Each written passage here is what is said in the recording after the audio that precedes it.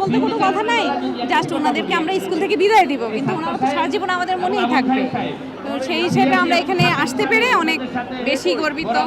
সবার সাথে দেখা হলো, এই আর কি। আমাদের প্রায় ২৫০০-এর উপরে ছাত্রছাত্রী আজকে উপস্থিত আছেন। সবাই আমরা একসাথে আসছি শুধুমাত্র আমাদের স্যারদেরকে, তাদের সারা জীবনের যে শিক্ষকতার সার্থকতা, সেই সার্থকতাকে আমরা আরো বেশি, তারা যাতে আনন্দের সাথে তাদের পরবর্তী অবসর জীবনটা কাটাতে পারে, সেই জন্যই আজকে আমাদের সবাই আসা। এই শিক্ষকদেরকে আমরা আসলে আমাদের হৃদয়েই সবসময় স্থান রাখি, স্যারদেরকে স্মরণ রাখি, এবং তাদের জন্য সবসময় দোয়া এবং ভালোবাসা আমাদের আছে।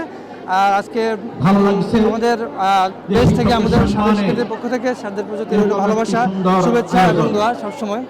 স্যারদের শেখানো সেই নৈতিকতা, মূল্যবোধ, সুশাসন আমাদেরকে ভবিষ্যৎ জীবনে ভালোভাবে চলা যে পাথেয় আমরা তাদের কাছ থেকে শিখেছি।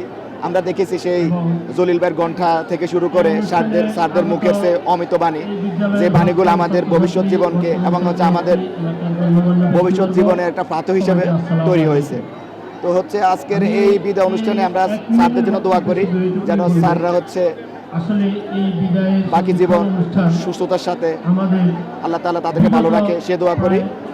এখানের এই শিক্ষকদের সাথে আমাদের দীর্ঘদিন সুসম্পর্কের কারণে, শ্রদ্ধা, পারস্পরিক রেসপেক্ট, এইসব কারণে আমরা আলহামদুলিল্লাহ অনেক এগিয়ে গেছি। শিক্ষকরা আমরা যুগ থেকে যাতে ওনাদেরকে আমরা সম্মান করতে পারি, এটাই পথ।